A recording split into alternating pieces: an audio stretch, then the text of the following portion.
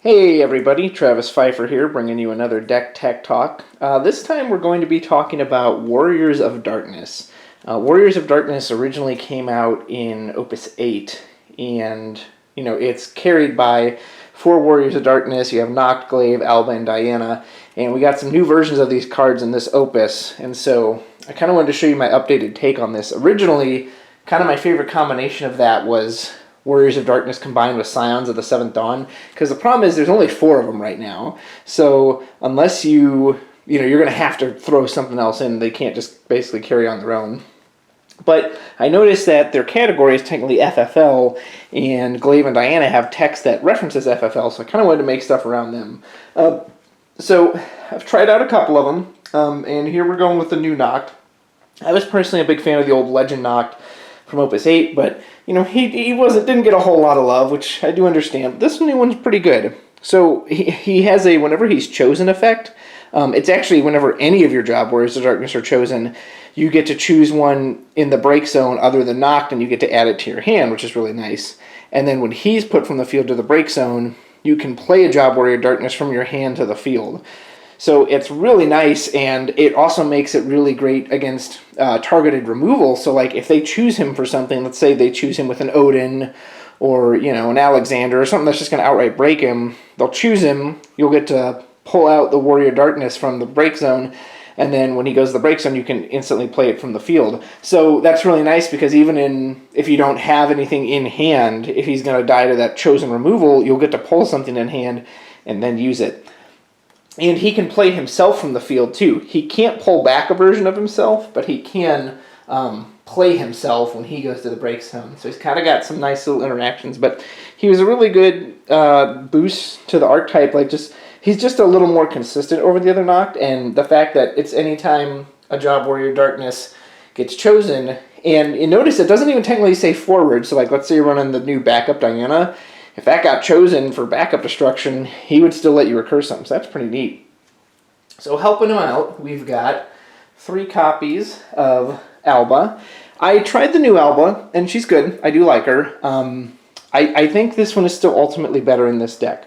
This deck is incredibly heavy on the EX burst. There's a total of 30 EX burst in this deck, so that's a big part of it. And then she just has such a great effect. I could rattle off 10 different stories of the number of games Alba has won me, where Alba just come in, do the pop star dance or whatever you want to call it. She'll just dull out their field, and then you just rush in and finish them off, which is another reason it works so well with Scions, because they had haste that they could naturally go on. But this Alba is just so good, and she's such a good finisher. The other Alba's really nice too, so if you do want to try that one out, by all means, it's a great card. But this one I personally just find to be a little more consistent, adds to the burst total, and I think it fits in the deck overall better. So, helping Alba out is our good buddy Glaive here, 3 copies of him. Glaive, another EX burst, and then when he enters the field, you get to search for a card named Soul or a card named Diana. Now, Soul isn't in here. I've tried a few random decks trying to put a Soul into these, and it's just, I don't know. He's a Warrior of Light. He's in Fire, both his versions. So it's just kind of weird. This is Earth Lightning. So it's mainly just to search out Diana, but that's great. And then he also reads that the category FFL forwards you control other than Glaive, they gain 2,000 power. So if Glaive comes down, she's going up to 8. He's going up to 11. That's really relevant. There's a new Glaive that came out. I haven't tested him really a whole lot, but just reading him, he gives them all Brave, which is nice, and I'm usually a big Brave honk, but he also only boosts them by 1,000, and so this one has the burst, it has the search, it has a 2,000 boost, so ultimately I think I prefer this one, but, if you want to try the other one because you really want that Brave, that's fine. I just don't think it's as great in this deck as it is in Warriors of Life, where that Aegis was really good. So 3 copies of Diana. The lady's going to search out. And Diana's just great on her own. For a while there, Diana Alba was a pretty solid combo in Lightning. You didn't even need these 2. So when Diana enters the field, you can choose a category FFL forward other than herself. In the break zone, you pull that back. So it's not uncommon at all. Tap 1, pitch Alba, play Diana, pull the Alba right back, or you could pitch one of those 2. And she can just get it back immediately. And then Her second effect's not to be overlooked either, which is she can tap herself and choose another category FFL forward and give it a 2,000 power till the end of the turn. And again, with Glaive boosting him, that power is not irrelevant at all, especially since Glaive doesn't boost himself, so getting to boost him up to 9 is really nice. And there's plenty of times where, like, especially if I'm facing an ice deck or something, they'll say, okay, dull Diana, and I'm like, all right, well, on the way out of dulling her, I'm going to go ahead and boost her like this. So these 4 have always worked really well together. The other version of Noct works well with them. I would imagine the new versions of these all work pretty well. The new Diana is a backup EX burst, which is really good, but it searches 1 cost, and there's just no 1 cost in this deck. So while that card is good, and I think it has a place in certain decks, it just doesn't fit here. This one is much better. So one of the new cards we got, another FFL category, is 1 copy of Argy. Argy is, against ice, incredible, because when Argy goes to the break zone, by your opponent summons her abilities, regardless of how it happened, at the end of the turn you get to pull Argy back. So I was having some matches the other night with an ice deck, and they had a Scale Toad out. So at the end of every turn, I pitched Argy for the Scale Toad trigger, and then at the end of my opponent's turn, Argy comes back to my hand. Or they'd plop down, like, Edward back up and say, okay, discard 1. I threw out the Argy, boom, I get Argy back at the end of the turn. It basically completely cancels that whole discard aspect of I cycled this card so much. And then if it's on the field and, there's a Famfrit or, again, a straight break effect or something, you can just pitch the Argy and it's going to come back. And then at damage 5, when it goes away, you're going to get to break something too. Again, against ice specifically, I kind of almost never played to the field. I wanted to constantly hold it in my hand, which kind of made a weird thing of like, oh, well, I don't ever want to pitch this card. But again, I'd rather have something I can pitch for the Scale Toad that's always coming back than to just be losing a card. Another great FFL forward here is Janai. Janai, I think, is just great in general. He's great in ninjas. I've loved him since Opus 8 when he came out. But he's an FFL forward, so what's really interesting about him is he gets buffed by Glaive, and he can be pumped by Diana. So his biggest thing is he's got back attack and first strike, and when he comes in, you pick a forward, you deal at 4,000 damage.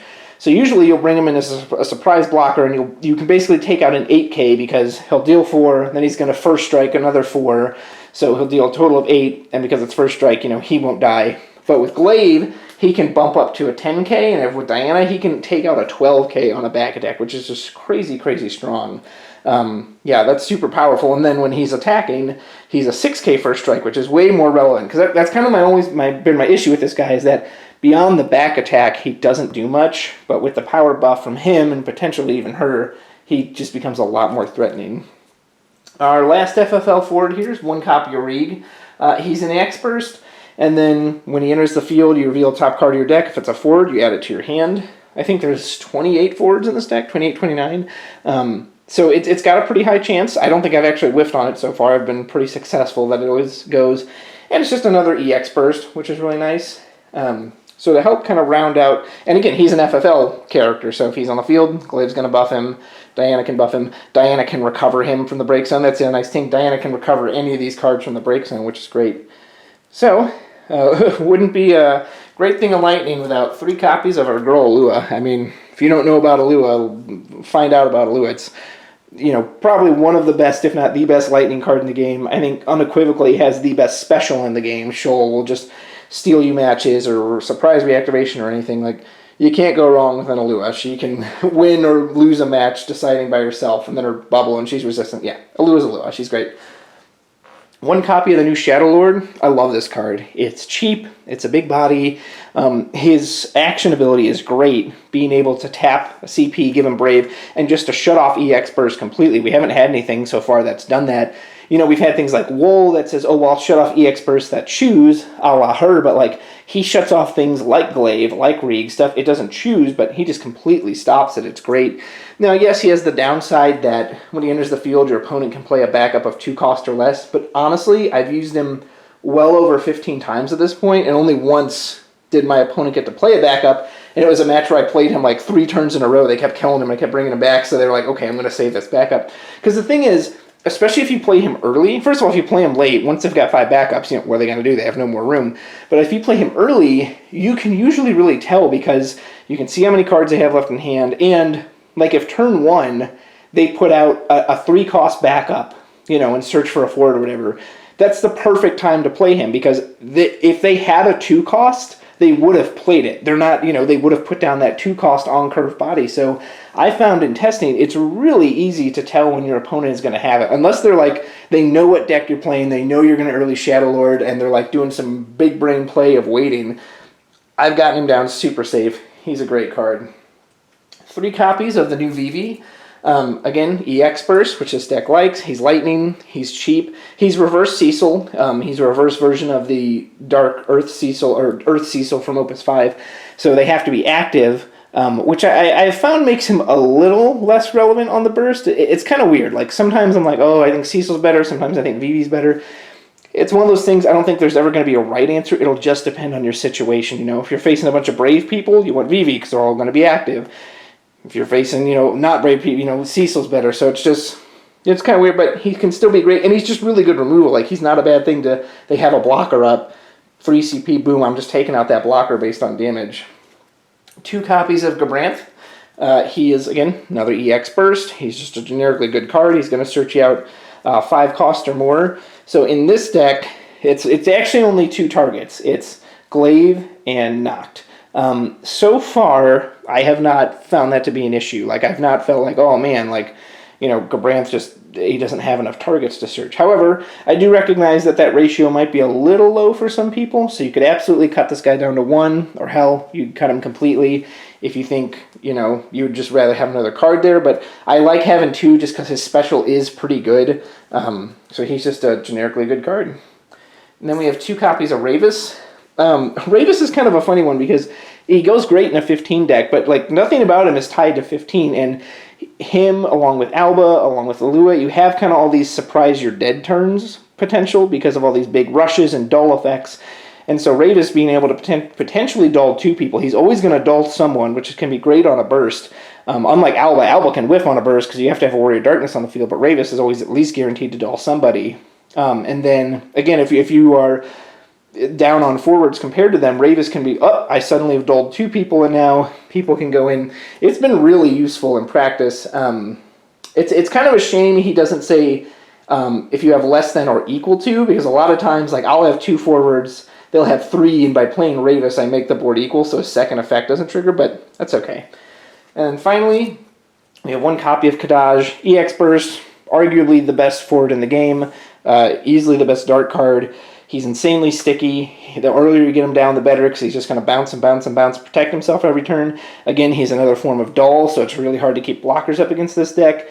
He can remove vital stuff from their break zone. You can buff someone, give him 2k Brave, giving, a Janai Brave, giving Shadow Lord Brave on his own, so he doesn't even have to hit the ability. Ilua, whoever, fantastic, can't go wrong with Kadaj.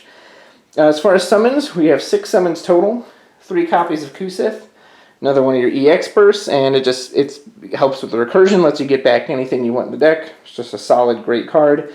And 3 copies of Ramu. So these slots can honestly be kind of filled with anything you want. I decided to go with the recursion format, and again, I'm just kind of leaning heavy into the burst.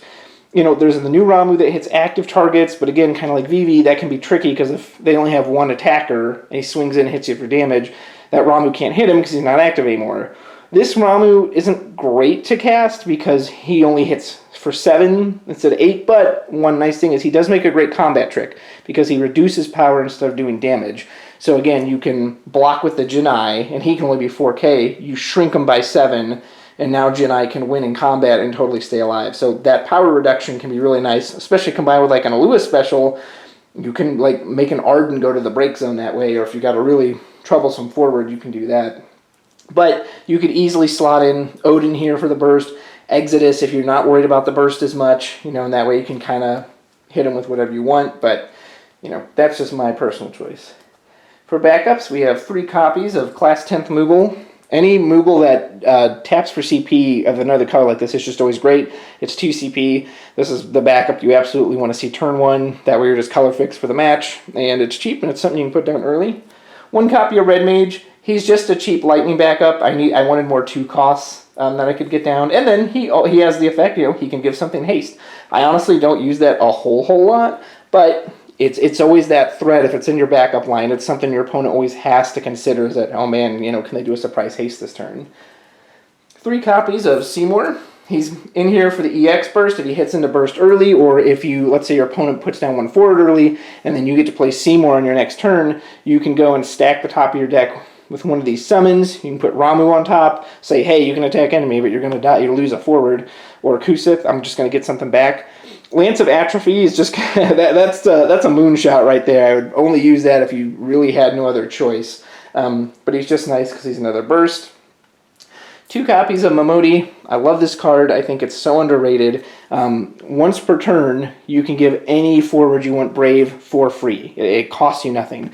You do have to technically trigger it in the main phase. Most people I play with tend to be cool about that, and like if you forget, they'll be like, yeah, whatever, attack phase. It really should be attack phase. I don't know why it insists it be the main phase, but whatever. Point is, being able to give anyone just Brave on the spot, especially someone like Noct, it's really good with Noct because you want him to get chosen. You want him to be a big blocker like that, a big body that they're going to have to choose him to do something, so he goes to the break zone, gets his effect, etc. See, I love Momodi. If I'm ever playing a deck with Momodi and I don't see her, it just feels like I'm playing half the deck, which just doesn't feel great. 1 copy of Sidiclan Gully, just a way to help search out Alua. Never hurts. 1 copy of Raubon, another EX burst. Does require you to have a forward on the field, which is a little unfortunate, but it's just like Titan. It takes your forward and it makes them deal their damage to the other one, and it's not a trade like a Yojimbo is or like a Hecaton Kyre is. So it feels really good. It's just like, hey, let me just blow you up for whatever my biggest forward is. So he feels really good to play. And 2 copies of Sid Mobius, another backup burst. Same thing. This one can be a little tricky because, again, it's based on the number of forwards you have, so he's one of those ones you see him at the wrong time. It's not going to do a whole lot for you, but see him at the right time. I've had matches, you get Kadaj out there, he's sticky, you maybe back attack him, then on your turn, boop, Sid Mobius, blow something up for 8, 12, above, and he can be pretty lethal in the damage too, especially in those tight games. And finally, 3 copies of everyone's new favorite Earth backup, Tyro. He's great, damage 5, pump something up by 2k, also feels freaking great. I mean, this card's just awesomely good in all situations. So yeah, that's it. Unfortunately, there's just not enough in the Warriors of Darkness to really lean more into them, but this is about as much as you can lean into it with the FFL category at least supporting it. A few tech options you could throw in. You could throw in something like a Gipple. It's another EX burst. It's a big power bump. Basically, any EX burst I find to be really good.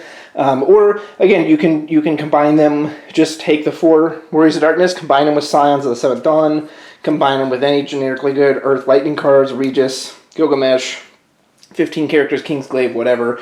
Because they kind of just work with themselves, you can really support them with anything. Hopefully sometime in the future we'll get more of them.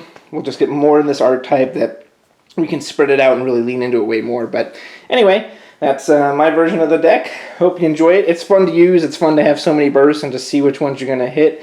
And, these 4 just always feel good. And it's fun to work around them. And the little supporting cast also feels pretty fun, too. So let me know what you think. And we will see you next time. Bye-bye.